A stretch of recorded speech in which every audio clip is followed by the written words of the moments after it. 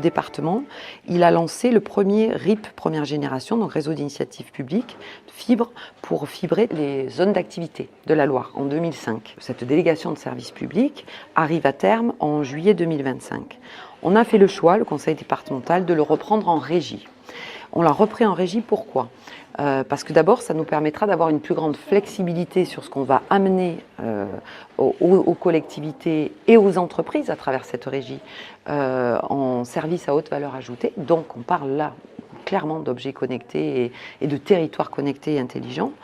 On va leur amener ça. Donc on devient une régie réseau, Loire Connect.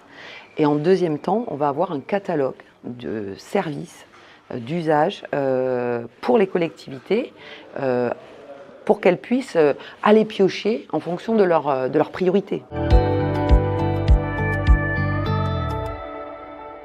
On a déjà fait pas mal de choses en matière de cybersécurité, donc c'est un des axes forts parce qu'il ne faut pas oublier qu'on est tous dans une chaîne, les collectivités, mais la petite commune qui peut être le maillon faible parce que pas protégée, elle va mettre à mal, mine de rien, le reste de la chaîne. Tout ce qui va permettre de baisser la facture énergétique, de mesurer l'empreinte carbone, c'est-à-dire tout ce qui va accompagner en fait les transitions démographique, environnementale, numérique, énergétique. Donc les services qui vont être là. Et j'ai envie de vous dire, ce catalogue, il va évoluer. Et les élus, on est des sondes du territoire et des besoins. Donc en fonction de ce qu'on aura vu, c'est aux industriels de nous amener les solutions techniques, parce que ce n'est pas nous qui allons les inventer, et on les mettra dans notre catalogue pour que les collectivités puissent s'en saisir en fonction de leurs besoins.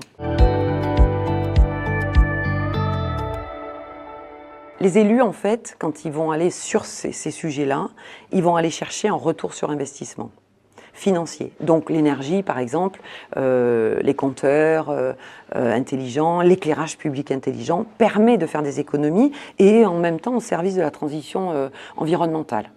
Ensuite, il y a tout ce qui est réglementaire, où ils vont devoir y aller. On doit mettre des capteurs, par exemple, de CO2 dans les écoles primaires. Il va falloir le faire. Donc ça, c'est tout ce qui est le réglementaire.